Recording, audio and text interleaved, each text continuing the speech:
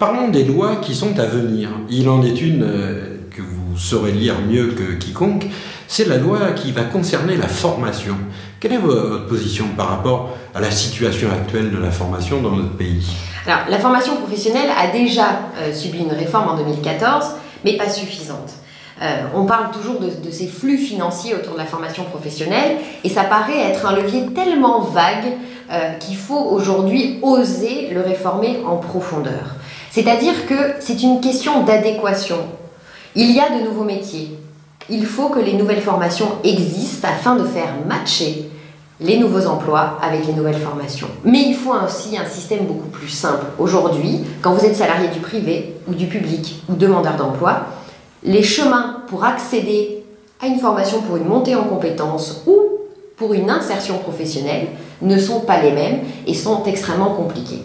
Donc sans rentrer dans des détails trop techniques, il faut à la fois simplifier l'accès et les démarches à l'existant de notre catalogue de formation en France. D'autre part, il faut adapter cette offre de formation à la réalité économique de notre pays. Et donc, il faut un appareil formatif qui soit beaucoup plus rapide, beaucoup plus efficace. Il faut que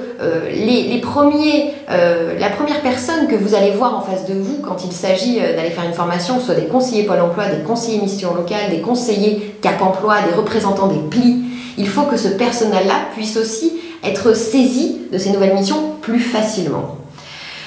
Aujourd'hui, il y a un gâteau à partager. Le gâteau de l'emploi, il faut le partager avec un équilibre. Et la réforme de la formation professionnelle pourra, à travers peut-être de nouveaux contrats de professionnalisation, contrats d'apprentissage, peut-être réfléchir à un système plus simple.